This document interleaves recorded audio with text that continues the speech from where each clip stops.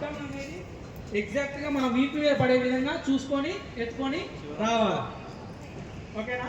ఇది మనం సింగిల్ ఉంటాయి. మీకు తెలుసు కదా ఎలాంటి మెథడ్స్ ఉంటాయి. 2 హ్యాండ్స్ మెథడ్ అని, 4 హ్యాండ్స్ మెథడ్ అని ఈ విధంగా ఉంటాయి. ఇదంతా మనం రక్షించుకోవడానికి, మన పక్కన ఎవరైనా ఉండే వాళ్ళని రక్షించడానికి. మనం ఇన్నిసార్లు చాలా సార్లు పార్టిసిపేట్ అయ్యాం కదా. పార్టిసిపేట్ అయ్యేది మనకి వీటి గురించి అవగాహన ఉంది. నీకు తెలుసు కదా ఏమంటారు వీటిని, ఏమంటాం మనం వీటిని ఫైర్ ఎక్స్టింగ్విషర్స్. ఈ ఫైర్ ఎక్స్టింగ్విషర్స్ని ఏ విధంగా ఆపరేట్ చేయాలి అనేది మీకు ఇప్పుడు చేసి చూపిద్దాం. అసలు వీటిని ఏమంటారు ఏంటండి, దీన్ని ఏమంటారు ఇది చూడండి.